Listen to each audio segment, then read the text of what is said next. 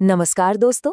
आज के इस नए एक्सप्लेनर में हम एक बेहद ही शानदार और ऐतिहासिक सफर पर निकलने वाले हैं। आज हम बात करेंगे धानुक समुदाय की। और यकीन मानिए, ये कहानी सिर्फ इतिहास की पुरानी किताबों तक सीमित नहीं है। ये कहानी है एक गजब के ट्रांसफॉर्मेशन की। प्राचीन काल के महान योद्धाओं से लेकर आज के इस मॉडर्न डिजिटल युग के लीडर्स बनने तक की। हम देखेंगे कि कैसे वक्त के साथ इन्होंने अपने कौशल को निखारा है। तो चलिए, बिना किसी देरी के इस प्रेरणादायक सफर में गहराई से गोता लगाते हैं। आगे बढ़ने से पहले एक नजर डालते हैं कि आज हम क्या क्या कवर करने वाले हैं। सबसे पहले हम जानेंगे धनुर्धारी की उत्पत्ति के बारे में। फिर बात करेंगे उनके मिट्टी से जुड़े गहरे रिश्तों की। इसके बाद हम उनकी जीवंत रस्मों और परंपराओं को देखेंगे और अंत में उनके आधुनिक डिजिटल बदलाव और सीमाओं के पार की एकजुटता पर चर्चा करेंगे। तो चलिए शुरू करते हैं हमारे पहले भाग से, धनुर्धारी की उत्पत्ति यानी उनकी प्राचीन योद्धा विरासत। क्या आप जानते हैं कि धानुक शब्द आखिर आया कहाँ से? दरअसल ये संस्कृत के धनुष शब्द से बना है। इसका सीधा सा मतलब होता है धनुर्धारी, यानी एक ऐसा इंसान जो तीरंदाजी में एकदम माहिर हो। सोचिए, प्राचीन काल में ये लोग राजा महाराजाओं की सेनाओं में मुख्य रक्षक हुआ करते थे। इनकी तीरंदाजी का कौशल इतना बेजोड़ और अचूक था कि इन्हें शाही सेनाओं की रीढ़ माना जाता था। मतलब हम कह सकते हैं कि सुरक्षा और वीरता तो जैसे इनके खून में ही रची बसी है। अगर हम इनके इतिहास को एक टाइमलाइन पर रखकर देखें तो ये विकास क्रम 3 अलग अलग युगों में बहुत साफ दिखाई देता है। प्राचीन काल में ये शाही सेना के निडर तीरंदाज थे, जहां इनका मुख्य हथियार एक धनुष हुआ करता था। फिर समय बदला और आया पारंपरिक युग। यहाँ इन्होंने कृषि और अपनी लोक संस्कृति को अपनाया। तब हथियार क्या बने? उपजाऊ मिट्टी और उनकी दिन रात की कड़ी मेहनत। और अब बात करते हैं आज के वर्तमान युग की। आज इन्होंने शिक्षा और डिजिटल मीडिया को अपना हथियार बना लिया है ना कमाल की बात? कैसे एक समुदाय ने समय के साथ खुद को इतनी खूबी से ढाला है। अब आते हैं हमारे दूसरे भाग पर, मिट्टी से जड़ें, इनकी संस्कृति और इनका भौगोलिक विस्तार। अब अगर हम नक्शे पर देखें तो आपको एक तरफ भारत के बिहार और उत्तर प्रदेश के इलाके दिखेंगे और ठीक दूसरी तरफ नेपाल का तराई क्षेत्र, खासकर जनकपुर धाम। लेकिन यहाँ सबसे दिलचस्प बात क्या है? वो ये है कि देशों के बीच खींची गई ये राजनीतिक सीमाएं धानुक समुदाय को कभी बांट ही नहीं पाई। सदियों पुराने पारिवारिक और सांस्कृतिक रिश्ते आज भी भारत और नेपाल के बीच एक बेहद मजबूत पुल का काम करते हैं। सच में ये एक अखंड और अविभाजित विरासत की बहुत ही खूबसूरत मिसाल है। इस समुदाय की एक और बहुत खास बात है इनका प्रकृति और अपनी मिट्टी से गहरा लगाव। खेतीबाड़ी में तो ये लोग कमाल के निपुण माने जाते हैं।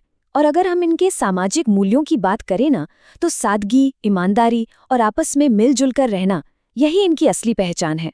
इसके अलावा छठ पूजा और बाकी क्षेत्रीय त्योहारों में जिस तरह से ये लोग बढ़ चढ़कर हिस्सा लेते हैं, वो इनकी संस्कृति के प्रति गहरे प्यार को साफ झलकाता है। ये ऐसे मूल्य हैं जो सदियों से खेतों में पसीना बहाकर मिट्टी से जुड़कर ही आते हैं। चलिए अब बढ़ते हैं भाग 3 की ओर, जीवंत रस्में और परंपराएं, अपनी विरासत का जश्न मनाना। जब भी धानुक समाज में कोई शादी होती है तो 3 बहुत ही खास रस्में निभाई जाती हैं। सबसे पहला है मटकोर। इसमें विवाह वेदी के लिए बहुत ही पवित्र मिट्टी इकट्ठा की जाती है। अभी थोड़ी देर पहले हमने मिट्टी से इनके जुड़ाव की बात की थी ना, बस ये रस्म उसी की जीती जाती मिसाल है। दूसरा चरण है उबटन, जहां पवित्र हल्दी लगाई जाती है। और तीसरा सबसे खूबसूरत हिस्सा है घुरमुहानी, जहां घर की महिलाएं मिलकर पारंपरिक विवाह गीत गाती हैं। ये सारी रस्में कोई औपचारिकता नहीं है, बल्कि ये उन मजबूत पारिवारिक रिश्तों का जश्न है जो पीढ़ियों से ऐसे ही चले आ रहे हैं। और अगर आप कभी इनके लोकगीत सुनेंगे तो आपको एक बहुत ही अनोखा संगम मिलेगा।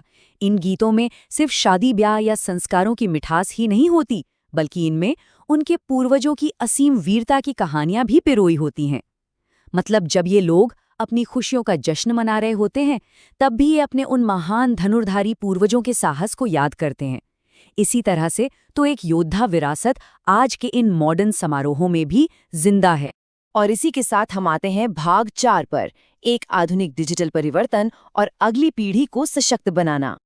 आज अगर आप धानुक युवाओं को देखेंगे तो वो सिर्फ पारंपरिक खेती तक ही सीमित नहीं है, वो बहुत तेजी से आगे बढ़ रहे हैं।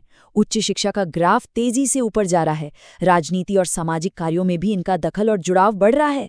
और सबसे शानदार बात तो ये है कि डिजिटल मीडिया और न्यूज़ नेटवर्क का इस्तेमाल करके ये लोग समाज के मुद्दों को पूरी निष्पक्षता से सबके सामने ला रहे हैं। सोचिए, एक समय जो रक्षक वाली भावना उनके तीर कमान में हुआ करती थी, आज वही भावना समाज को जागरूक और सशक्त बनाने में डिजिटल टूल्स के जरिए काम आ रही है ना? ये एक रियल गेम चेंजर। अब हम पहुंच गए हैं अपने आखिरी भाग यानी भाग 5 पर, सीमाओं के पार एकजुटता, नेपाल भारत धानुक मैत्री समाज। नेपाल भारत धानुक मैत्री समाज आज के समय में इस समुदाय को जोड़ने वाली एक बहुत बड़ी कड़ी है। अगर हम इनके मुख्य कामों को देखें तो ये सांस्कृतिक विनिमय के जरिए दोनों देशों के बीच अपनी साझी परंपराओं को बढ़ावा देते हैं। सामाजिक उत्थान के जरिए ये कोशिश करते हैं कि अपनी पहचान को खोए बिना समाज प्रगति करे। एकता के स्तंभ से ये अपने उस महान धनुर्धारी इतिहास को संभाल कर रखते हैं और डिजिटल आउटरीच के जरिए आज के जो एकदम ज्वलंत सामाजिक मुद्दे हैं उन्हें जोर शोर से उठाते हैं। सच में ये संगठन उनके उस प्राचीन इतिहास और आज की मॉडर्न प्रोग्रेस के बीच एक बहुत ही शानदार बैलेंस बना रहा है। तो दोस्तों, इस पूरे सफर के बाद अंत में एक बहुत ही गहरा सवाल हमारे सामने आता है। अपने प्राचीन योद्धा इतिहास को समझना आज के इस डिजिटल युग में हमें अपनी संस्कृति का रक्षक और एक आधुनिक लीडर बनने के लिए कैसे प्रेरित कर सकता है?